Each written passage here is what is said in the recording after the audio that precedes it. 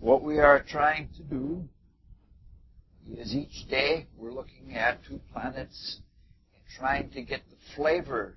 It's almost not astrology. We're just trying to get the flavor of certain planets and what they do. And we're doing this by glancing at horoscopes of famous people, living and dead, so famous that most people sitting in the room here don't know who they are. In my typical style. All right. No, they're from other centuries, and most people don't. We're looking at planetary opposites.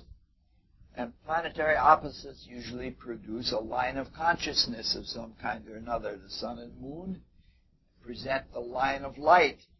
And Mars and Venus is the line of desire. And yesterday we looked at the line of judgment, looking at Jupiter and Saturn. Today we're going to look at the line of spirituality by looking at planetary opposites, Uranus and Neptune. The planets that we have looked at so far are called fundamentals. They deal with more or less concrete things in life, very definite things. Jupiter is abstract, but its abstraction is in principles.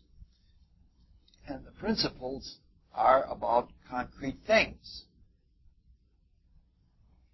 When we have Uranus and Neptune, we have planets that are called transcendentals.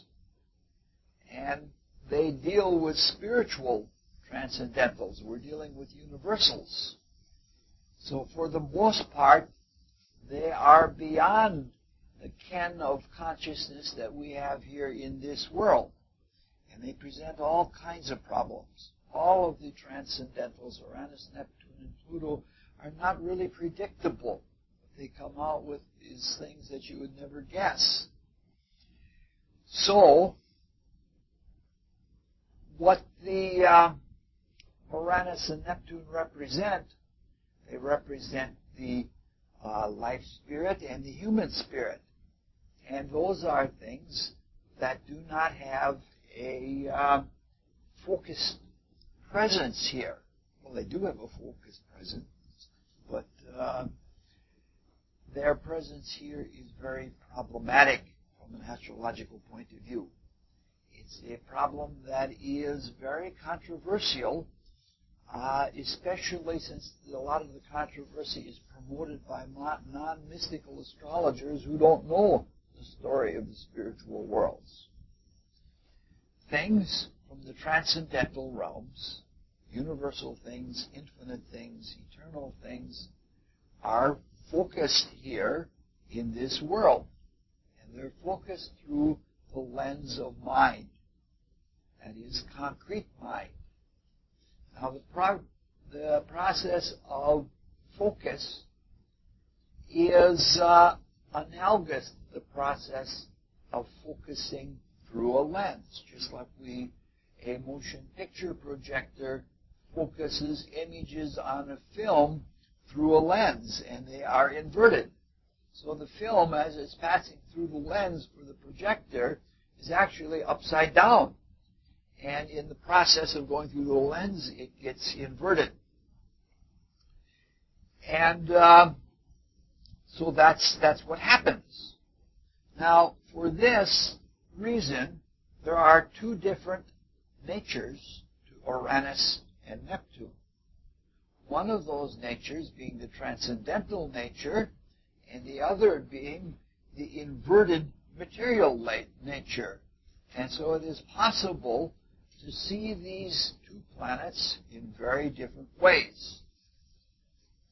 Now, so, they're still physical planets here, even though they have a presence here in this world, even though what they represent is inverted through the lens of mind. Now, in the concrete, the nature of Uranus is masculine. Its manifestation is technical, especially in matters like electricity and electronics and inventiveness and even in mechanics. those are seen as a somewhat masculine kind of activity because there is an assertion to direct and control the world. Now, this has led the materialistic astrologers to say that Uranus is the octave of Mercury, even though they don't know what octavation in planets means or in spiritual things. The mysteries astrologers, such as Max Heindel, have indicated that Uranus represents the spiritual feminine, and it's associated with life spirit. Mysteries astrologers think that the spiritual feminine, or people who respond to the spiritual feminine, like authority, and they like living by faith, and they like living by love, especially altruistic love. If this is true, it is, as the mysteries astrologers claim, that Uranus is the octave of Venus, which rules love and affection. And they point to the altruistic love of Uranus being the octave quality, just as the materialistic astrologers point to the technicality as being the octave quality. Question is, who is right? Well, in some ways, both have a rightness because they're pointing at things that they can see observationally. But then the whole process of octavation becomes somewhat questionable because something can't be the octave of two different fundamentals. You can't have a middle C and a middle B being octaved in a high C. So it has to be one or the other. Now, if you apply observation and intuition together very carefully, there's a simple matter that you can determine for yourself. It's really simple. I've spent my entire career working with design engineers and electronics technicians, very Uranian fields. And if you work with them, when they're debugging or when they're repairing electronic circuits, or if they're designing and their design doesn't do quite what they want it to do, they start debugging it. And when they debug, they don't do it intellectually. There's some kind of rough intellection in there, but it isn't really intellectually the way they do it. They do it intuitively. And when they find out what is wrong, then they reason back and say, oh yeah, this must be like this and this and this. But the reason is not the leading force. The reason is the trailing force, which is just exactly like you would expect. Plato was very Uranian. He had the sun in Aquarius. And Plato is the champion of back reasoning, meaning to say that he would get intuitions about the nature of things and then reason would come afterwards. In fact, Plato even taught that you're supposed to have intuitions of the truth, and you wrap your thoughts around the intuitions of the truth, but the intuitions have to come first. I even spent some time interviewing people who worked with Iranian people who worked with mechanics. I did this, I had to do it carefully because they were people who were not knowing that they were being interviewed for astrology, or they never would have agreed with to being interviewed. And what it turned out was that the mechanics also did all of their mechanical repair work using intuition. They didn't follow a process saying this must be like this and this must be like this and like this. They also did back reasoning. So that part appears to be true as far as the mysteries astrologers like Max Heindel and Alan Leo claim. But there's still the problem that the mysteries hypothesis might not hold true for Neptune. But if they did, it would certainly be an almost incontrovertible certainty that their idea about it was correct. Now, mysteries astrologers have always said that Neptune is a spiritually masculine planet. It has to do with cosmological or rationale for anything, even as a psychological rationale for motivation. Now, Neptune does deal with more neutral things like astrology, but basically its true character comes out in a masculine sense when it deals with controlling activities like alchemy, things like that, where you try to transform things. Everybody agrees it's a planet of magic. Materialists don't want to believe that magic is a masculine controlling type of activity. It is the planet of composition. Iranian people can write music, but when they do so, it comes up in them spontaneously. And it isn't a matter of knowing always what the music means. And that knowing what something means is what is characteristic of Neptune. Neptune not only knows that something is true, it knows why it is true, and it has some way that it can demonstrate the truth of its knowing. Whereas Uranus just knows that something is true and just goes with that, which is exactly like life spirit is. Life spirit is beyond principle. It's pure truth. When you have an Uranian intuition, you just know that something is true from your heart, and you go ahead and you do it, and you follow it, and it always comes out to be right. All right, so we have gotten that. Again, the materialistic astrologers are misled by the lower octave manifestations. In the phenomenal expressions, Neptune is very receptive, very passive, and in that regard, it is called feminine.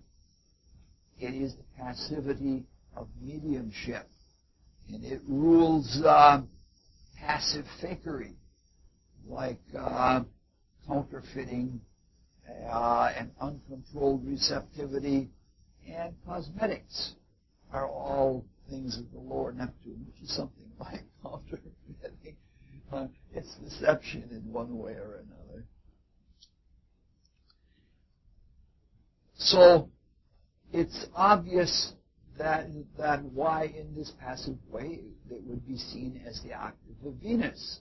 But again, there is something that holds true to both octaves, the higher octave and the lower octave.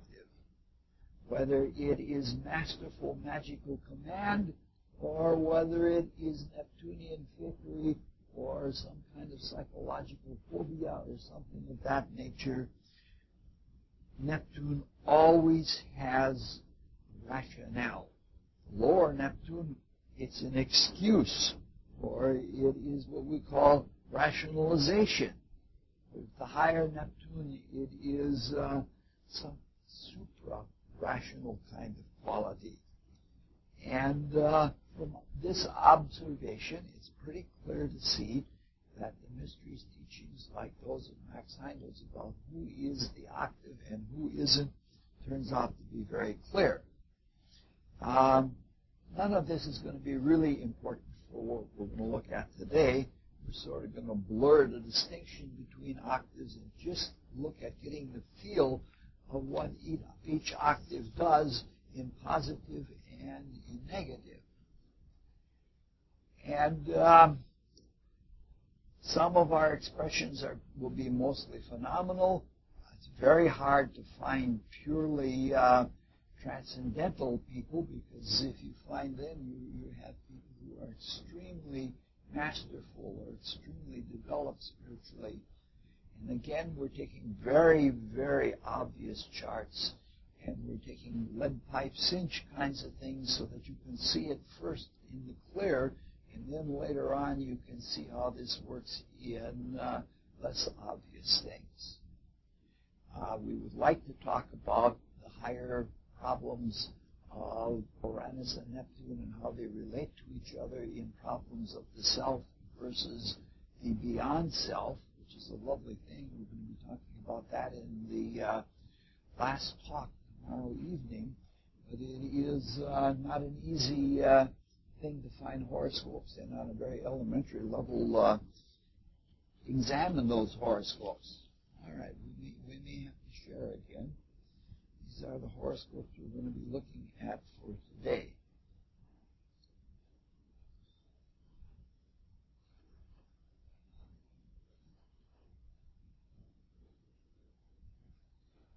The first horoscope for today is an strongly Uranian individual. Unfortunately, also has quite a bit of Neptune in his behavior, but we'll just bypass looking at all of that. There are 5 planets, including Uranus and the ascendant in Aquarius, which is ruled by Uranus. So we have a strongly Uranian individual here. Now, Uranus, being supra-rational, tends toward being irrational. And it's very difficult to talk about irrational people. Because it's like, if I can give you an example of what it's like to talk about irrational people. Try to make a sentence that means nothing. You can't do it. Your mind is cued to doing something rational. So when a person is functioning from Uranus in that way, it's kind of difficult to relate to him. Now, does everybody know who William Burroughs is? Okay, most of the people do, anyway. All right, William Burroughs was heir to the Burroughs Calculating Company, which was once the size of IBM. They had all of these different calculating machines. And in the early part of the 20th century, that was a very big thing. Now, he never took part in the company except to relieve it of much of the family, much of the family funds that he had. It is not even with much caution, but it is with great misgiving to say that this is sort of a twisted or distorted higher Uranus and lower Uranus person. Now, in cosmological astrology, Uranus and Aquarius relate to life spirit, which is the realm of pure truth, and it transcends principle, and it transcends reason, and it even transcends individuation. Now, if you understand that, what he is working with, but not really understanding himself, it's easy to see how he did some of the things he did. This is a person, since the realm of life spirit is beyond principle, it's beyond the law. It's like when Paul says in the Bible, the end of the law is love. Meaning to say that the love, the Christ love of life spirit that loves everything and everyone is where he's drawing on, but he doesn't know what he's doing. And so he had it in his consciousness that he was meant to be free. And this meant breaking the law. So quite a bit of his early life, he broke the law. And he broke it intentionally just to prove that he was above the law. And a good amount of the family fortune went into legal defense. And because family was so powerful, he virtually did get away with it. So he tried to prove himself. And when you try to prove yourself, it means that you really don't prove yourself. Now, life spirit is the realm of Christ. And it's the realm of Christ's love, which is altruistic love. In this horoscope, Uranus and Venus, both of the octaves are joined together, indicating that personal love and universal love are fused and made as one. But again, if a person doesn't understand this correctly, it can be gotten in a weird way, which is what happened with him. He was married twice, but most of his life he was a practicing homosexual. And so this is a perfect example of that confused higher love. In fact, he even lived in a male brothel in North Africa for a few years for several reasons. Because he could practice homosexuality without the fetters of the law, and because he could smoke all the hashish and take heroin and all those things in abundance without being bothered by the law. Now, the ancient Greeks called life spirit the crystallium, because it was a realm of pure, clear, dense crystal light. For this meant to him that everything was clear and open.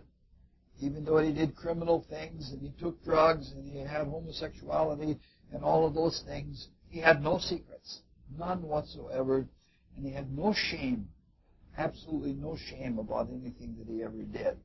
He thought the only thing that he thought was a shame is that people could not understand because everything seemed so clear to him. Now, Aquarius is ruled by both Saturn and Uranus. And in this horoscope, these planets in Aquarius trine the Moon and Saturn down at the nadir of the horoscope.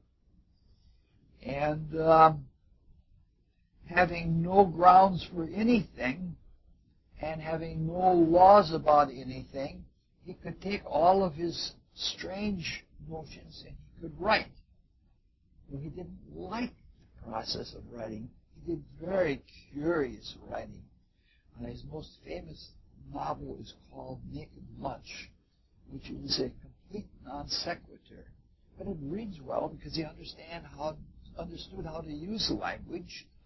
He is the one that is famous for the statement. He wanted everything to be all intuitive. Everybody should relate directly to each other by not mind reading, but direct spiritual apperception of each other.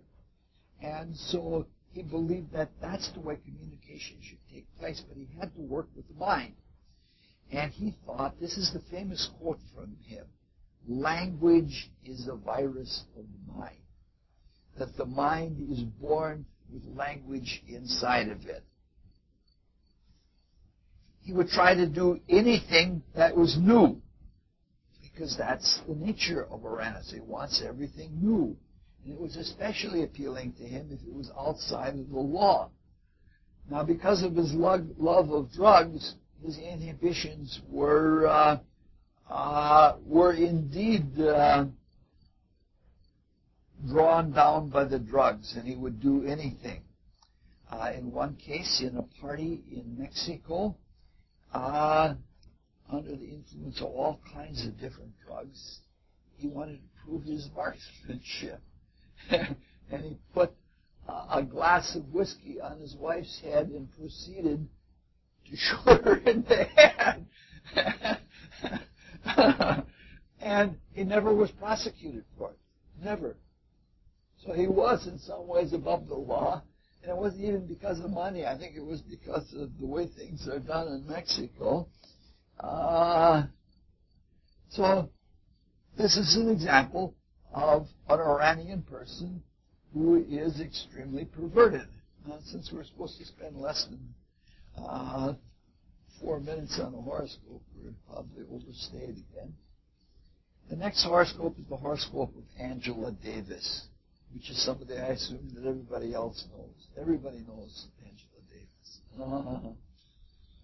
I'm trying to see, these lectures are an exercise in getting everybody to study a lot of biography and current events and things like that, because in sports they say you can't know the score, you can't know the game without a program.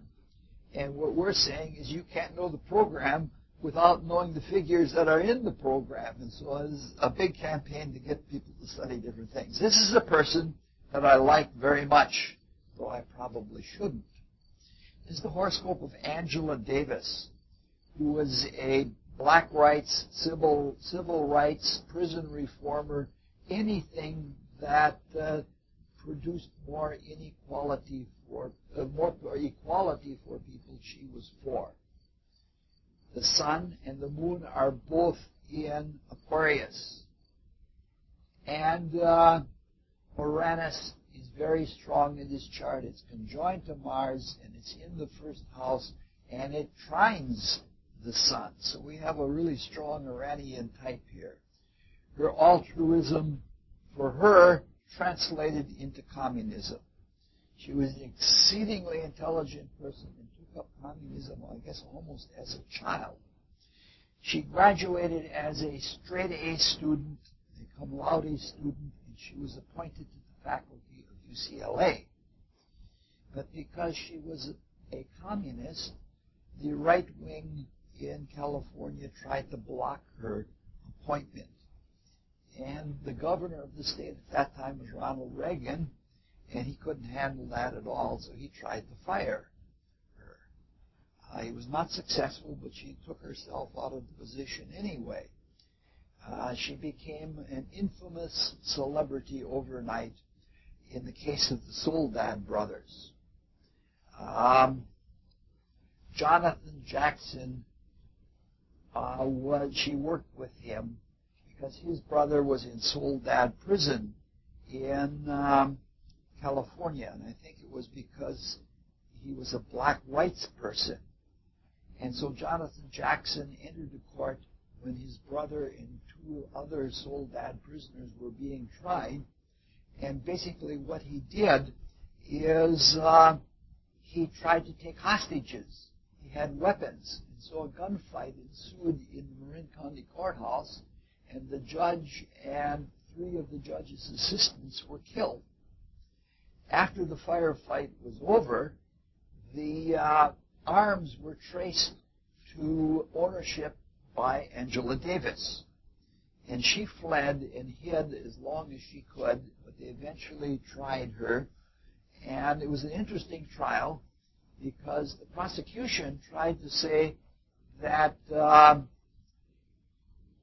she was in love with the Jackson brother and it was a crime of passion, that it was a premeditated murder. She claimed that it was a political crime and that really that she was speaking for liberty and justice, and she was not Jackson's lover, but she was working together with him in prison reform activities. And it's really interesting. She has, if you look at 7th house, which is trials and court cases, you find that you find Scorpio there. And Mars, one of the co-rulers, is in a pretty strong trine with sextile with Neptune and sextile to Pluto, who is the other ruler. So this means likely positive outcomes. And she was tried by an all-white jury, and there was a unanimous version acquitting her of being accessory to murder. Ronald Reagan was outraged, and Ronald Reagan said, if I have anything to say about it, she will never be hired by anyone in the state of California again, and she certainly will never teach in the California system. Right now, she teaches at the University of California, Santa Cruz. And of all things, she holds the president's chair for black justice. She really is a rabble-rouser for civil rights, for freedom for everyone. If you get a chance, she comes through town about once every 2 or 3 years. She's a brilliant speaker. She makes some things about liberty, about freedom, and about justice for all people. She makes it extremely clear. She's radical, politically radical, but she's worth seeing. But you can see that she has the Uranus-Mars together, which is the firebomb floor, but because it's in that grand trine with Neptune and the Sun, and because there is a sextile to Pluto there, it's now mostly intellectual firebombs that she throws. Now let's look at the next horoscope. Yes.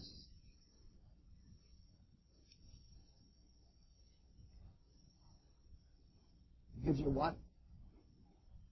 Yes, the presence of Pluto especially does that. Pluto is the planet that bestows power, but she has trouble struggling with it. The Sun-Pluto afflictions are always people who have to wrestle with power, and that means to fight City Hall. And the opposition in this horoscope of the Sun to Pluto is somebody who fought City Hall quite a bit, probably still will in this life. All right, does everybody know who Paul Hindemith is? Could you? I'll have to offer, the week before summer school, I'll have to offer remedial culture courses. You would never believe how many hours, what takes place in this 1 hour. You would never believe how many hours of preparation there are. First, you have to look through thousands and thousands of horoscopes for those that perfectly demonstrate what you're trying to say. Then you have to do all kinds of biography work. And biography work on the net is not very good. Every now and then you can run into a decent biography, but most of them are really small and they don't offer much insight. You can't really, like this would mean that 8 horoscopes a day, that means 40 books I'd have to read if you read book biographies. All right. This is not a perfectly Uranian horoscope, but it does show something about Uranus that I want to bring out. The Sun and Moon both are conjoined to Uranus in this horoscope, so it's somewhat Uranus. Now, Uranus is in Scorpio, a water sign, and it's exalted there. And if you want to see a principle in nature that is like the exaltation of Uranus, you take the concept of ionization. If you go into the ionosphere, most atoms do not have any electrons clinging to them. They're in a free electron state, at least in the outer shell. They're in a free electron state. That's what's called the ionosphere. So it's alive. It's electrically alive and vital. But the same thing occurs if you take inorganic reagents and put them in water. The ions in the outer shell are free. They're not associated with any particular nucleus and main structure of an atom. And that ionization, this is why salt water is so highly conductive of electricity. So Uranus usually doesn't do well in water signs. It likes all the fixed signs, or it detests all of the fixed signs, one or the other. It's usually not at home, but it is in Scorpio. The way it worked in this chart is he was at the beginning of what is called modern music, which means music that to many people doesn't sound like music. But modern music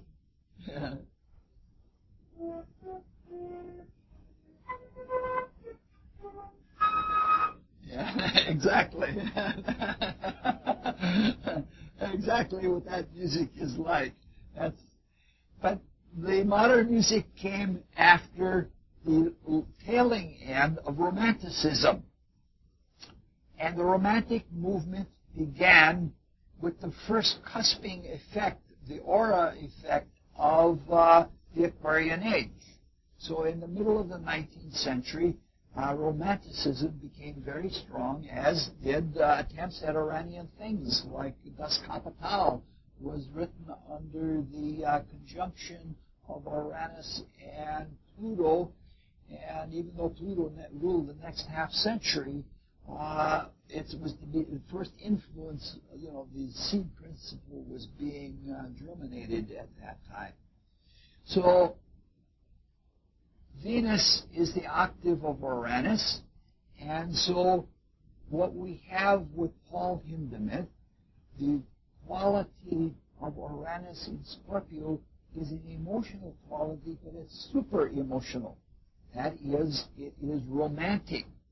So this is romantic music, and obviously with having all those planets in Scorpio, this is intense, very, very intense romantic music. And when we use the word romantic, we don't mean like bubblegum music where boy loves girl and has all kinds of cheesy romanticism about it. We're talking about the high-blown romanticism of art and mythology and things like that. So there are two major three-planet conjunctions in Scorpio, and that indicates the intensity. Now, with Hindemith, this intensity became more and more focused on the influence of Uranus, and it became modern music. He wrote a book of theory while he was a visiting professor at Harvard, and it's very mystical, and it's written in an irrational way that most modern musicologists and theorists shake their head and they can't believe, he would say something like that because it doesn't make sense to them. The logic doesn't follow for them. This is somebody that's super irrational, obviously. Hindemith even wrote electronic music for the milieu of classical music. His music became more intense, became more unearthly, and it became more a music of emotions divorced from melody, and even it became a music of pure sounds. His ideas about harmonics, very weird. All right, now let's look at the one purely mystical chart that we have here.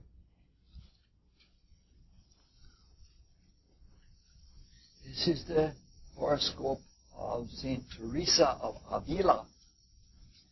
And you probably not find a more purely Uranian type of person if you looked at hundreds of thousands of horoscopes. This is one of the most beautiful mystical horoscopes I've ever seen. The moon and Neptune are in Aquarius, but it is the sun conjoined Uranus in the first house that that indicates the Uranian nature. She was a leader. Again, the sun is in the first house, and we've been saying that when the sun is in the first house, it's a self-made person. And in this case, she was self-made, which in translation in this case means God-made person.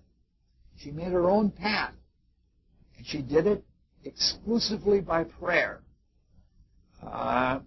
She was dedicated.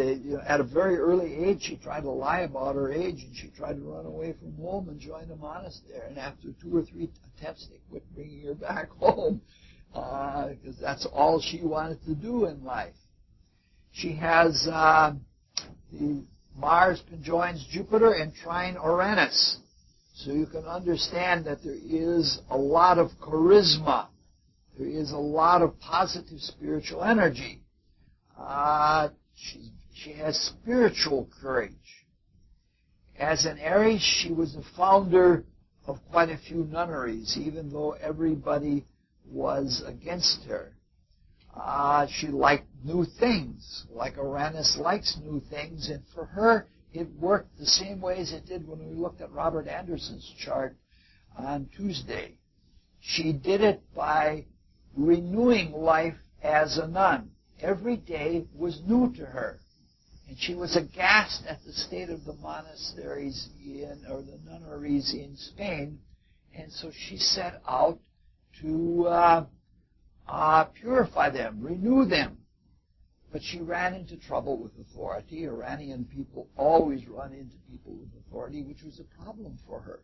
because being a mystic, she had to follow authority. And she believed in authority, but she ran amok of authority. So what she did, rather than go against authority, she just started new nunneries. And she had her own kind of oddness about her.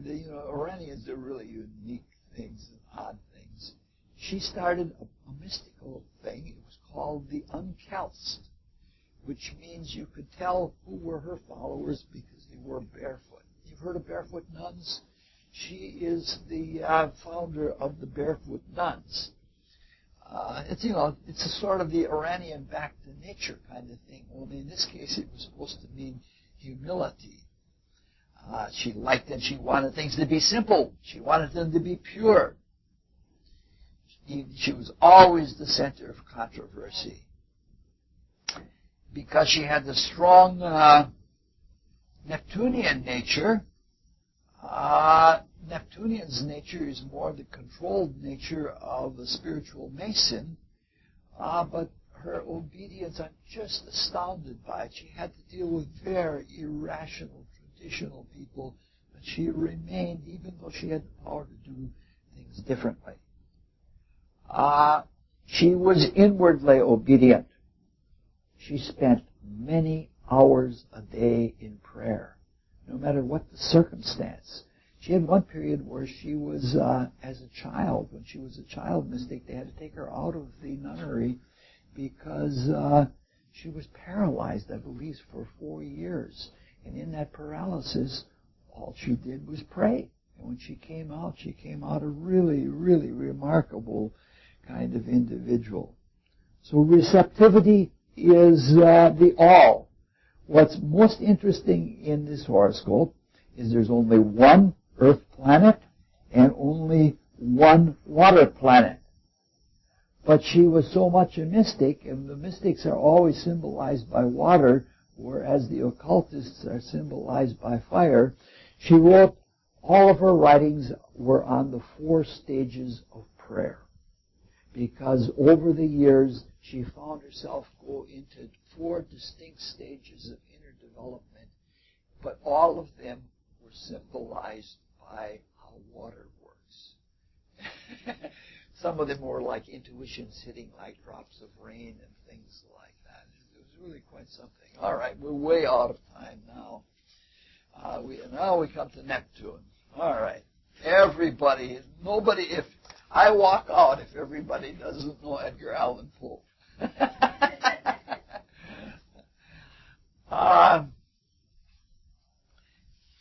This is the horoscope of a genius, the poet and the writer Edgar Allan Poe.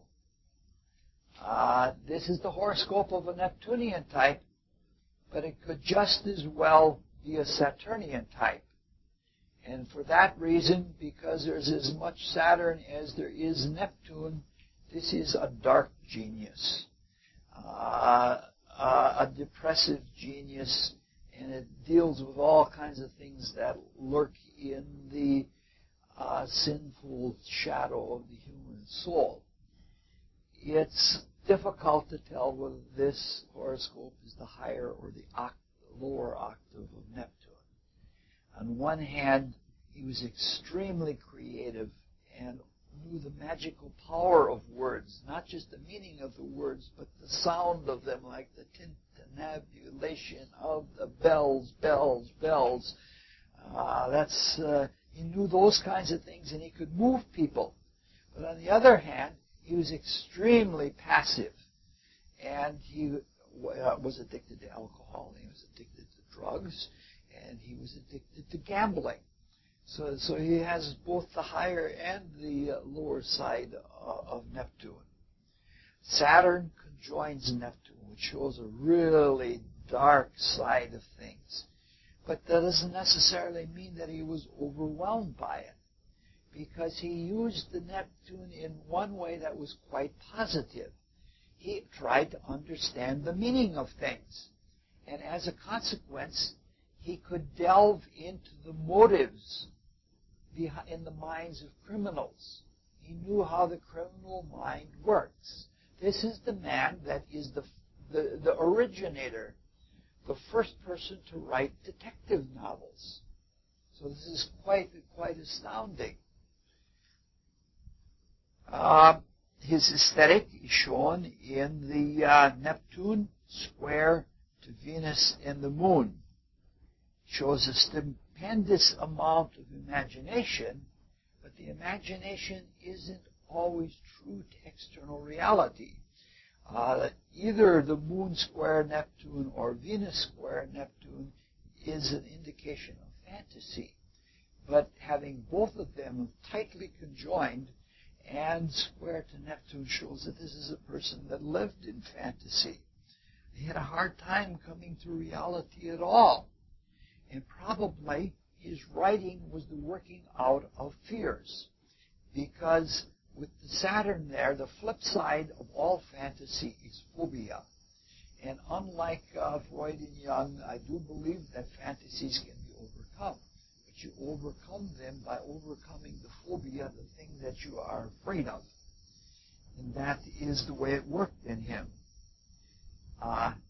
He included a lot of science in everything he did, and he always had some kind of rationality to his character. Scorpio's rising is in Pisces trying to Uranus. So what he did is he tried to delineate and understand obsession. Perfect horoscope for doing that kind of thing. And there's the almost exact trines of Uranus to Venus and the Moon, which shows enormous creativity. It's not surprising that he is a founder. This is almost an Uranian horoscope as well. It's just the normal things in life that he didn't do well with. Well, we have one here that we've talked very little about. I'm sure less than half the people know who Francois Sagan is.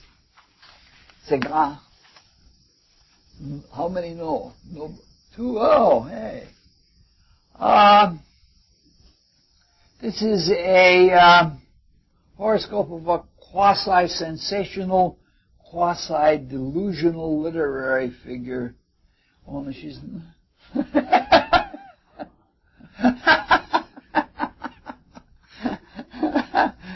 She's not as brilliant as Poe. She became very universally famous at an early age. At 18, she lost a lover that she had. And she went into a big tailspin when she lost her lover. And she went wild with drugs and other wild young people and lived a dissipate lifestyle, and with fast cars and people dying in accidents and things like that. And she put it all into a book. And it was autobiographical. And 18 years old, she was not only famous in France, she was famous all over the world. It was an insightful look. It had the Neptunian quality of insight. This is somebody who has Neptune conjoined the ascendant. And it's sextile to Jupiter, and Jupiter's in the 3rd house, so she can expatiate it in a positive way and make even very ugly things look very good. And there's a kind of universal understanding. You can see the problem in that Uranus is opposite to Saturn, and Saturn is opposite the ascendant. And that means a dissatisfaction with the world. And in that dissatisfaction with the world, she goes into the drugs and all of those kinds of things. Both planets sextile and trine Uranus, so there's a lot of insight in there. And when there are Uranus-Neptune aspects, a person becomes sort of a representative of the times. And that's what yes?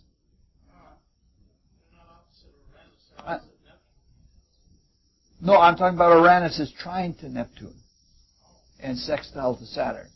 I whipped that by you pretty fast, I think. All right. So she had a lot of insight into society.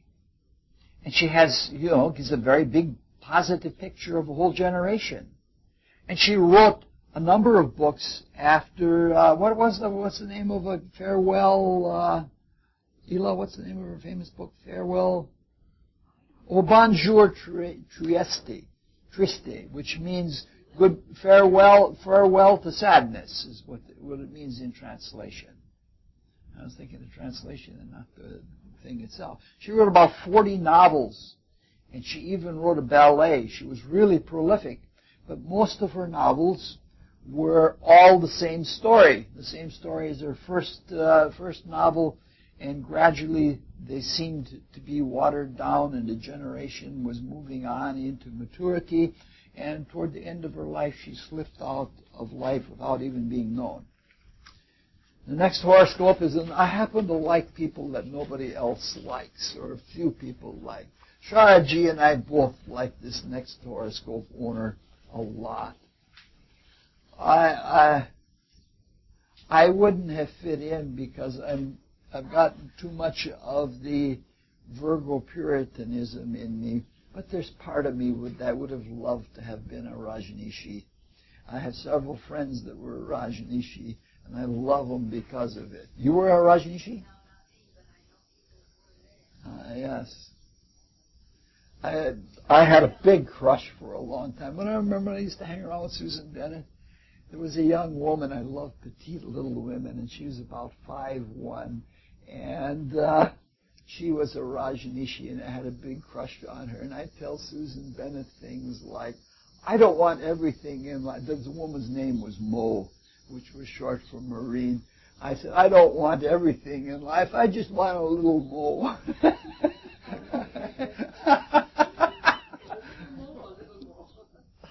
All right.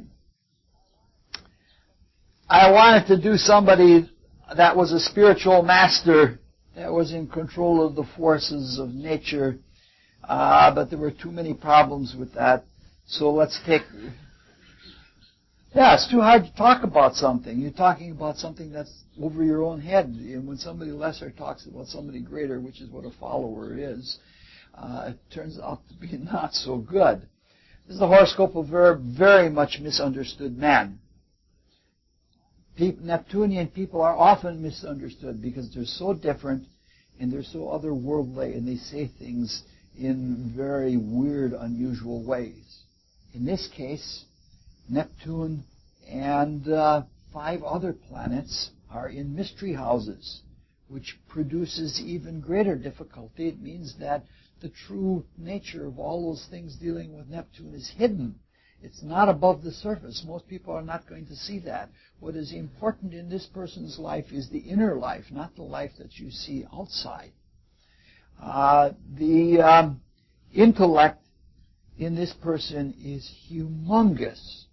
This is somebody that is intimately familiar with Eastern philosophy, Western psychology, anything you can think of. He could stand up here and be asked to be given a lecture on any subject, and he could lecture for 2 or 3 hours, and it would be great, the lecture that he offered. That is the quality that you get when Neptune is trine Mercury. It doesn't need a whole lot of matter to get a large amount of understanding from it. So this person was a spiritual genius, and he could lecture on just about anything. Jupiter is again in the 3rd house, and it's trine to the Sun, which shows that he was an orator, a very good orator, and a very good writer. Has a whole stack of books that he wrote. And it's in a fiery sign, and it shows an outgoing kind of character. He felt good about himself, and he wanted his followers to feel good about themselves. But his followers did not have all of that strict discipline that comes from the planets in the earthy sign being trined with Neptune. And unfortunately, they couldn't live with the discipline that he did. In this case, Uranus square Neptune does not indicate male homosexuality. It means free love. And in his positivity, he knew he wasn't going to get carried away in free love, but he did but he didn't realize that his followers did. And this was the beginning of the time of AIDS. And so there were great problems because they not only believed in free love, but they believed in the Freudian idea that a lot of psychological problems are a result of repressed sexuality. And so what he did is they had, like when he was in Pune, they had this room which was like a padded wrestling ring. And people were allowed, couples, males and females, I don't know if there was any homosexual activity, were allowed to go in there, and anything goes kind of a thing. I don't know if anyone ever got freed from repressed sexuality. Just loosening up the repression is one thing, but you have to remember that anytime you indulge yourself in a desire, you're likely to indulge yourself again. And so his followers came to be rather unrestrained libidinists. I see them as a generation of hippies who were taking one last fling and going to really celebrate with Rajneesh and hope they would come out the other end as spiritual. Or on a square Venus. Maybe I've misspoken there. I'm sorry if I did. I cannot verify the rumor about the latter part of his life. In the latter part of his life, he became quite a dark figure. After the fiasco in Oregon, the rumor is that the same thing was done to him as was done to Bob Dylan. And that is that he was poisoned or conditioned in some way by the CIA. Because Bob Dylan, for a while there, Bob Dylan was almost killed on a motorcycle, and it was by intention. And it was a warning shot for Bob Dylan. And Rajneesh's character changed very greatly. I tend to think with the Saturn opposite Pluto, it's a possibility, a reasonable possibility that something like that took place. I think he died in Australia. He had a new group of followers there, but it wasn't anything like his true nature. Well, we better get on. And since we've talked about a whole bunch of people I like, we have to talk about one that I don't like. Does everybody know who Marianne Williamson is? This is exceedingly hard for me. This happens to be one of the most popular spiritual figures in the world at this time. And I can't talk in glowingly positive terms about Marianne Williams. This is someone who has the horoscope that has many mediumistic tendencies in it. Just having all the planets in Cancer is enough to be mediumistic. And then to have them square to Neptune and to Saturn indicates even more tendencies to mediumship.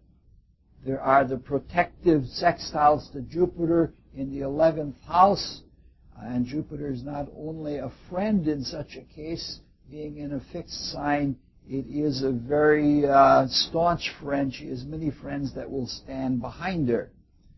So the Sun and Uranus-Venus square Neptune indicate a confused self-image.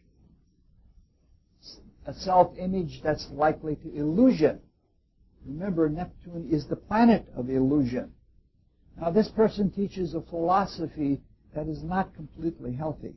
It's a philosophy that, by mediumship, was supposed to have given to the founder of this philosopher by none other than Jesus, as though Jesus had time and inclination to be a mediumistic guide. And this philosophy teaches that the physical world is an illusion. So all of the reality, the Sun in the first house is the external world. And so all of the external reality that this person sees around her, she considers to be an illusion. And you can get their literature. You can get it at a little restaurant up in Wisconsin Dells called the Cheese House Restaurant. It's run by this organization, and they give you, the only reality is the mind, and the literature is presented unthoughtfully, having read through a bunch of it. Funny thing about this is that people are used for the good irrespective of the difficulties they have. Even though she has a false sheen about her that comes from Neptune that is illusory, the positivity that comes from Jupiter is that she's one of these people of undying optimism, and that undying optimism helps people who believe. Sometimes things don't have to be perfectly true. And sometimes the philosophy doesn't have to be exactly representative of nature in order to be true. But nonetheless, people are uplifted. And so it's kind of hard for me to stand up here and feel like some kind of guru or something like that. So the future is positive, but it's only positive if we take the problems that we have right now and work through them, or do the best we can with them, and move forward in that way. It's not a la-di-da. Some of the things even go beyond Pollyanna. This is everything that's said here. It should be tried, including the philosophy of Marianne Williams should be tried. What is the statement from? Is it from the Epistle of St. John's? Try the spirits, inclined and wanting. For right now, let's close with doing the Rosicrucian student's prayer.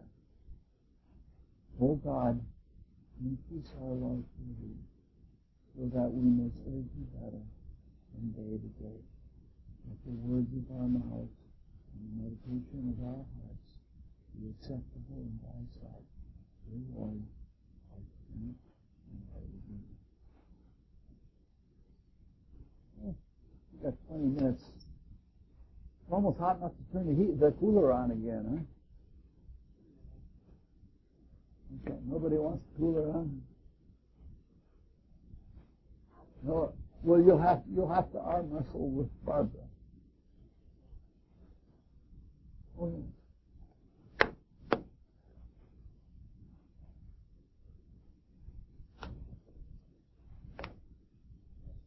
Yes.